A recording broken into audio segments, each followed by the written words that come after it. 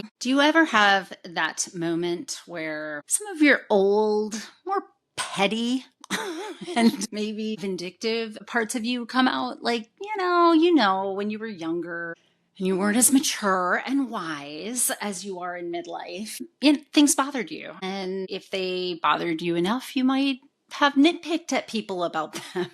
Or maybe even into midlife, you're still doing this. Well, I don't know. Maybe you're still doing it in midlife. Maybe it's something that's resurged back. But I have a story today of just a recent time where that came up for me. Sometimes our growth and wisdom doesn't mean that we don't get triggered, and it doesn't mean that we don't have to have a moment of maybe being a little bit petty from time to time. How do you handle that? How do you come back from that? Because certainly it might not be in an alignment with who you want to be out in the world. But it just happens. It happens to the best of us. And if you want to hear a little bit about my story, then keep listening.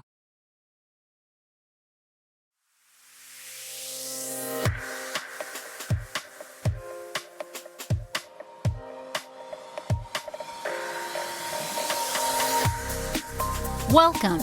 You're listening to The Centered Midlife, a podcast that teaches women in midlife to unapologetically stop silencing their dreams and start designing the lives they want to live in. I'm your host, Dr. Natalie, and as a clinical psychologist of the last 2 decades and a twice-divorced single mother myself, I not only know how hard it can feel heading into midlife, I am living it right here with you. I have taken all the many failed attempts and lessons learned in my own life and combine it with my extensive clinical experience to give you the tools you need to make midlife the best time in your life. No joke. So let's get started.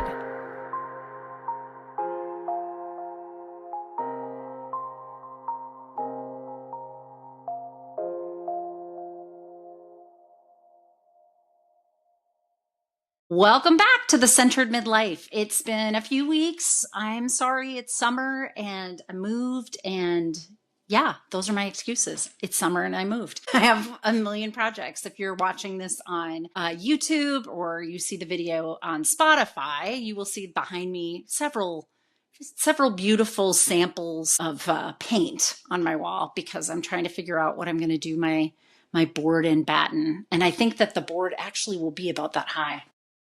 Yeah, it actually will. There'll be wallpaper above it, but I don't know. We'll have to see. We'll have to see how far away I do the images so that you can see all the beauty if you're the persons that watch this on YouTube or Spotify. For those of you just listening, sorry, that was boring. But that's kind of what my life is full of, is buying power tools off Facebook Marketplace and pretending like I'm going to be the best remodeler, but I'm not really sure if I'm going to be able to pull all of this off. We'll see. We'll see. So, to the story. This will be short and sweet. Maybe not, but I recently saw on Facebook an individual that I haven't talked to them in years, to be honest. But if you have enough people in common, you still might see them in the algorithms come up from time to time. And so this person came up, and they have a kid that is entering into high school. So they're kind of in the heat of finishing out the summer, and then they're going to have to start preparation for August,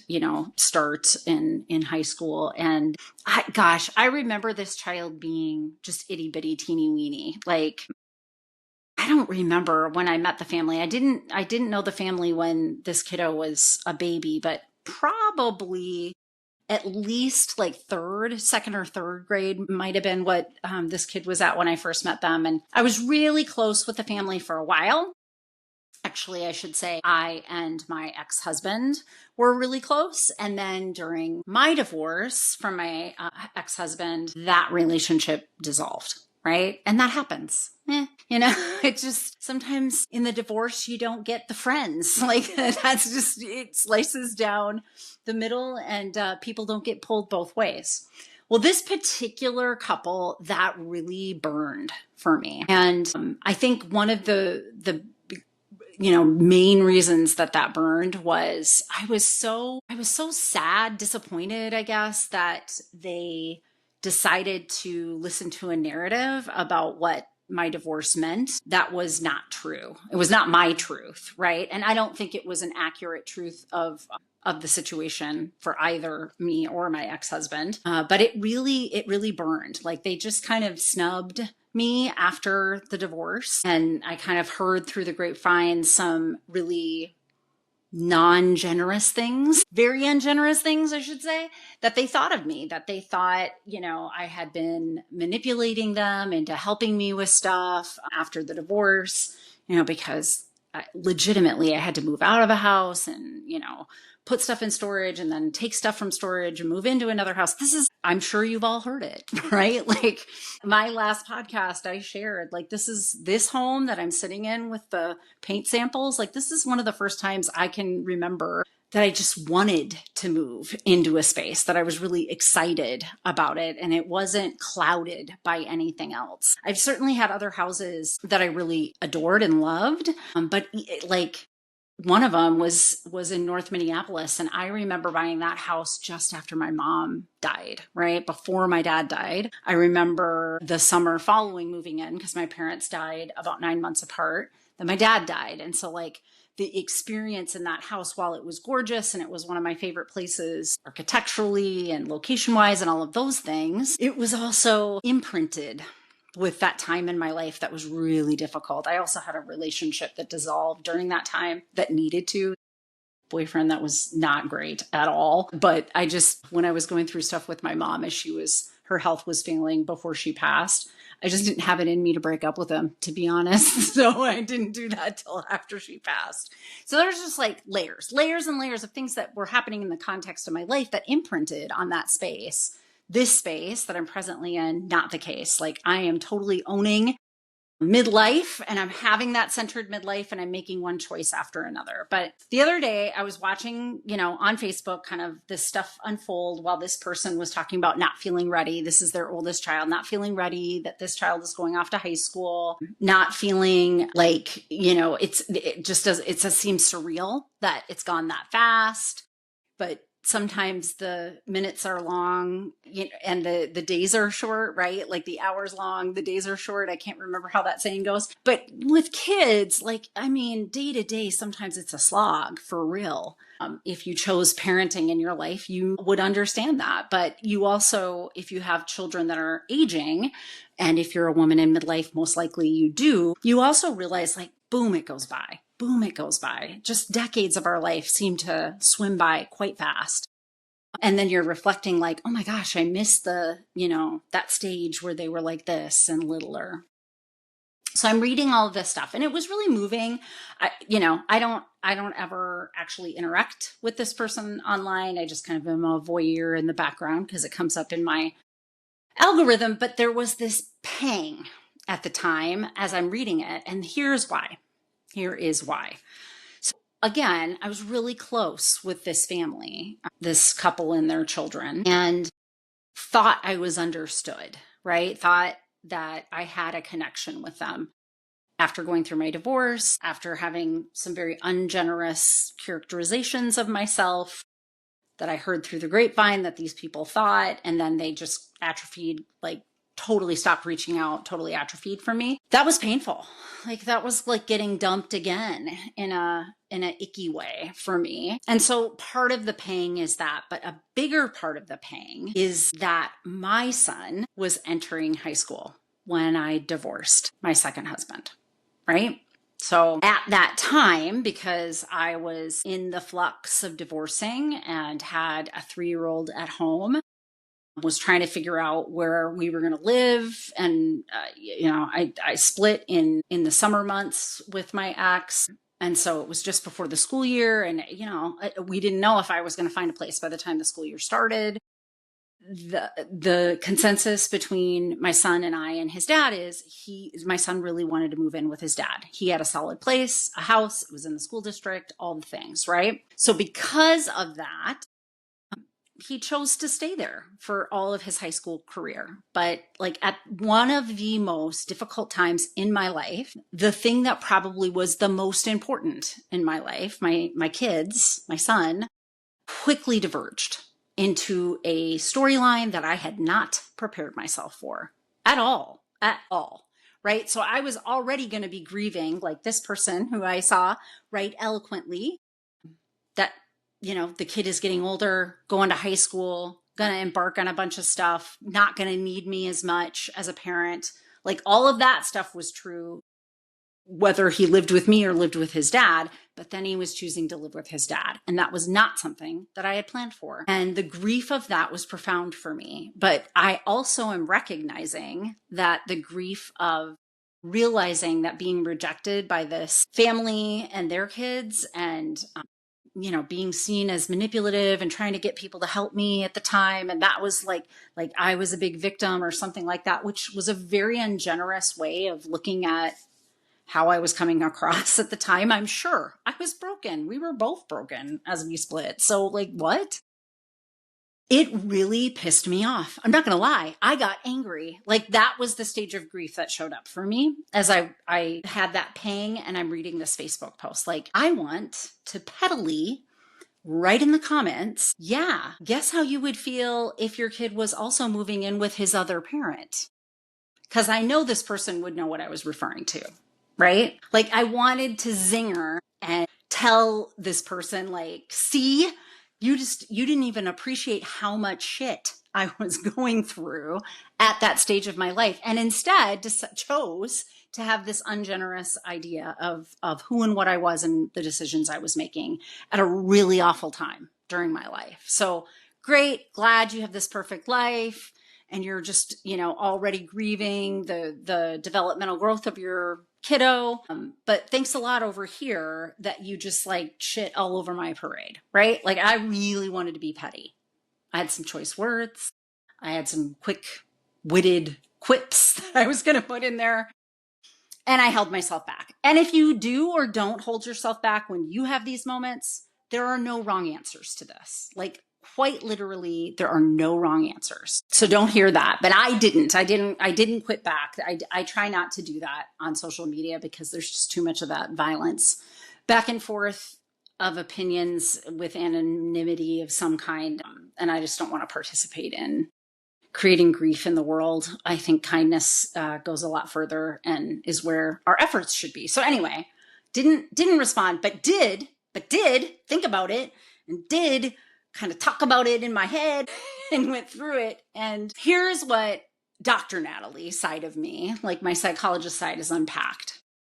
That was a huge grief for me at the time that I lost these friends, but I don't think that I completely appreciated all the grieving that I was doing. And one of the pieces that I grieved was that I was not heard and seen and understood. And I know as a woman in midlife that you have had similar experiences that, maybe you were not being generous in your presentation during a really difficult time in your life, but wouldn't it have been nice to have somebody validate and empathize and understand that experience rather than to be judgmental? It would have been nice, right? It really would have. And I had to reckon with the fact that it doesn't help me to try and be quick-witted. It doesn't help me to over-explain myself, in a way that the quip of, yeah, and you didn't have to say goodbye and have that child go to another parent's household is a way of me trying to get my story in front of this person again and have them reckon with their misjudgment of me earlier, years ago, 8-9 years ago, and reconcile that, right? I need almost I need them to validate my experience now. I'm trying again. I'm fishing to reel that back in. I think the defense mechanism of being petty about it has a lot to do with that. And if you notice yourself in those petty moments doing some of this over explaining of yourself, that might be a similar thing for you. And I don't think that's uncommon for us ladies in midlife. I just don't. I think that a lot of the time we are trying to explain ourselves. We are trying to prove ourselves. We're trying to make ourselves relevant at this stage in our life. And we are also wrestling with the regrets of a life of adulthood that we didn't adult well. We weren't perfect, and none of us are. So I could hear and feel all of that as I'm looking at this through my psychologist lens towards myself and what my impulse was. And I was reminded of a statement that I heard somebody say on a podcast recently about, even though your whole life revolves around what these roles are. So for me, we're talking about motherhood, or even being a wife and divorcing. Like, even though our lives might be wrapped around that in those moments or for a time, our self is not wrapped around. Our personhood, our who we are, our soul is not wrapped around that. So your life can revolve around your children and your marriage and your time of life in your 30s and 40s, but it doesn't revolve around who you are as a person. Right? Who you are as a person is a separate thing altogether. And it is kind of the conduit between now, from 0 to 99.9 or whatever you get to in life. And who you are as a self is somebody to genuinely care and validate. And we don't do that by quipping on social media. We don't do that by jabbing at someone who has slighted us. We do that by setting boundaries with those people and saying, thank you for opting out of my life. You didn't appreciate me. So you don't get to be a part of this. You don't even get to know what that story is. That's a pretty profound story. One that I love to share here with you guys, my listeners, but not one that I need to make a point of reaching out to somebody from 9 years ago and try to get them to basically say, I'm sorry for misinterpreting things. No, they lost that chance a long time ago to have a relationship with the valued self that I am today and have always been. They don't get to see that. If they couldn't see it, they're not going to get to see it. I'm not going to give them that chance. I have that boundary now around me, right? You've demonstrated where your small-mindedness could take you, and I misinterpreted the depth of that relationship. But once I got new information, okay, now I know. Now I know, and I know enough to know that I'm not putting any time or effort into this, including taking up a bunch of space in my head about the ways that I could come back to zing you because you zinged me almost a decade ago. I hope that something in this story helps you at this stage in your life, because I know that these places, these times, they're happening to you. The regrets, the recognizing that something has, you could have made different choices in your past. You wish you could have. You want to over-explain yourself to somebody. The missed opportunities where others just basically showed you they don't know who you are. And apparently they're not putting any effort into figuring it out. Don't spend 1 ounce of your effort trying to prove it to them. Not worth it. 8 billion souls live on this earth. Billions of us have come before this, and billions of us will come after. You don't need to take time with that one person and try to prove it. Walk away. If there's one sacred choice that we can be making in our midlife as women to have this centered midlife, it's to be fiercely protective of this self that we are, this person who we are. Fiercely protective of who we expose ourselves to, who we let into our lives, who we let back in to our lives, how we let them back in. It's okay to have a slip and feel petty and have a pang of, feelings, anger for me, sadness and anger. It was weird. I was just reading it and I was like, yeah, I totally remember that with my son. And then I remembered, and you were there. And that pisses me off that you didn't recognize the other layer of pain that I was in, because I wasn't going to be able to experience high school with that high schooler living in my house full time. It's going to live in the other house full time. And never had I ever had that happen or anticipated it. That person doesn't deserve that explanation. They decided what they thought of me then, which wasn't me. And I'm not going to take that personally. I'm going to see that as their small-mindedness, their need for, control in their life to see things a certain way. And when I departed from what their idea of me was, then they had to make up a story about how awful I was to make that nice and neat for themselves. Great. I'm done. Like, done over there. And I don't bring this to you because it's weighing on me or bothering me. I seriously just it was a fleeting moment, read it, wanted to quit, didn't, got angry, thought it through and reflected and thought, I'm going to bring this to the podcast because I know this is the experience that some of you are having out there during this stage of life. And I just want to normalize it and help you have maybe one other way of looking at it that helps you to step into a centered midlife by fiercely protecting your energy, fiercely protecting your personhood, fiercely protecting who has access to you. That's your sacred yes to yourself, right?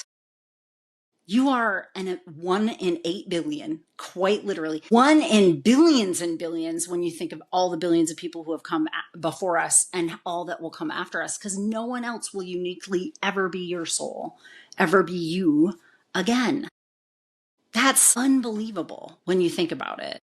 And so worth fighting for, so worth figuring out at this stage in our midlife how to show up for ourselves and keep protecting fiercely the energy that we want to hold for ourselves. This is our time. This is our life, right? The role, we might have had to wrap our lives around all of those things in our pasts, but we don't now. And it never defined who we were as a person. We define who we are. We define and we redefine as we continue to age and live in this wonderful, centered midlife.